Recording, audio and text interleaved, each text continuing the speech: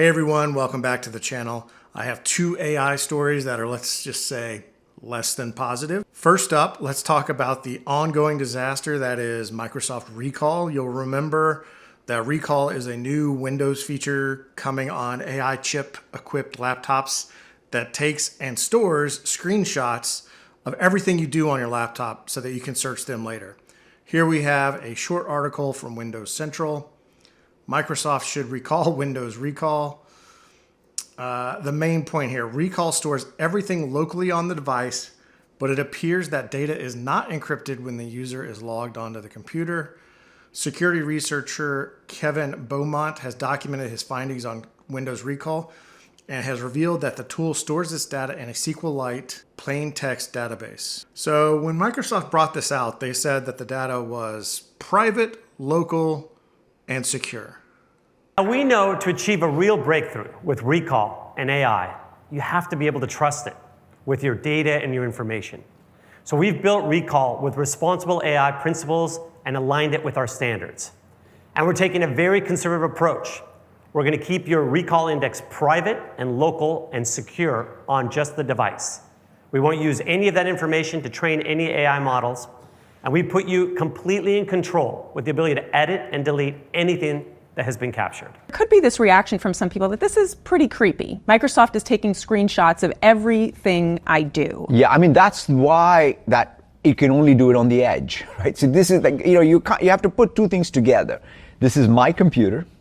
This is my Recall, and it's all being done locally, right? So that's the promise. So that's one of the reasons why Recall works as a magical thing, because I can trust it, that it is on my computer. At the highest level, this is true, but in my opinion, it's misleadingly true. The data is encrypted in the sense that all the data on the machine is encrypted by BitLocker when the machine is turned off, which is good, but probably not enough when you talk about how valuable all the data within the Recall database could be. If you're logged in and malware attacks your systems, perhaps from clicking a link or opening an attachment, there aren't too many obstacles between the malware and your Recall database. What is really interesting is that the poor security track record of Windows going back decades is still causing headaches for Microsoft. If Windows had the reputation of Linux or Mac OS as being difficult to hack, I don't think you'd see nearly the outrage. To be fair, Microsoft has made strides in securing Windows over the last decade. However, that reputation lives on.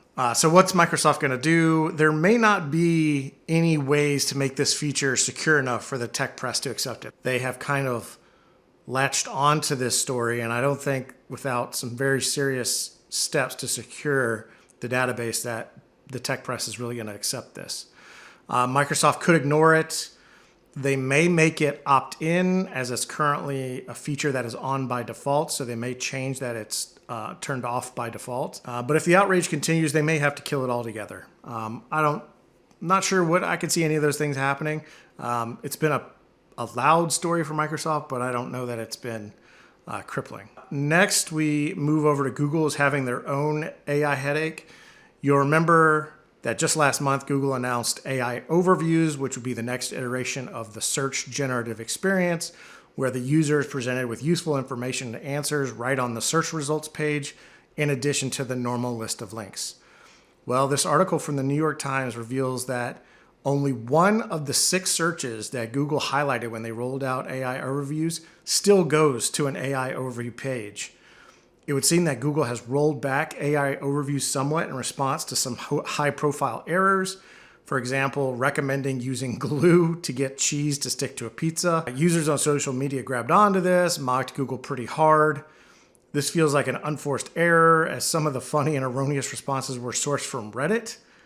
Relying on Reddit for an authoritative, high-quality responses is just an unforced error by Google. I think this is just an indicator of how fast Google is trying to move to secure their #1 revenue stream, which is search. This issue is on top of the other glaring issue that AI Overview has, which is publishers may choose to remove their content from Google Search Index if Google is going to simply present their content to the user and not send traffic to the site.